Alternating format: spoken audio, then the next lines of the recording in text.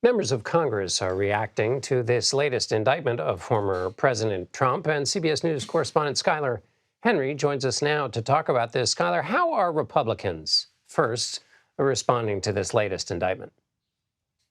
Hey, John, good to be with you. Well, as you can imagine, Trump allies certainly coming out in full force in support of the former president. We've seen several tweets, including from congressional leadership, pointing out what they feel as if is a double standard in terms of the investigations into the former president. Some have even called for the defunding of the special counsel's office, Jack Smith in this case, altogether, while also saying that this is merely a distraction from the other federal investigation into President Biden's son, Hunter. Now, something that we've heard over the past few weeks and months, especially, a phrase, impeachment inquiry. We know that House Republicans certainly are looking to see if there is any tie to the former president's son and his business dealings with President Biden. We know that one of Hunter Biden's former business associates, Devin Archer, was here on Capitol Hill testifying behind closed doors for hours in front of the House Oversight Committee, talking about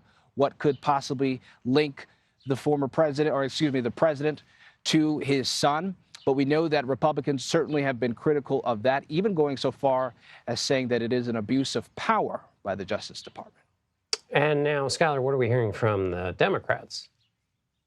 Yeah, you bet.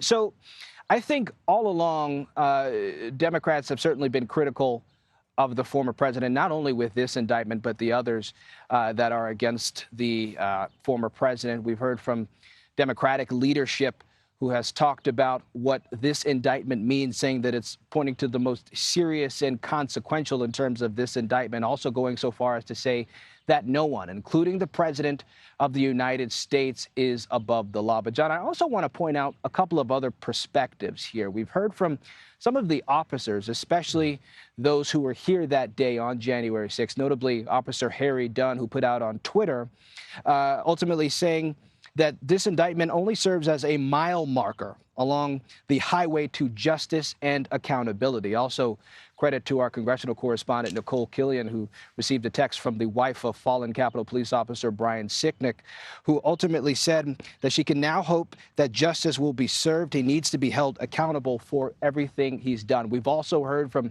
candidates along the campaign trail vying to be the Republican nominee for the President of the United States. Former Florida Governor Ron DeSantis, Nikki Haley, the former ambassador, have all come out to say that these indictments are distractions.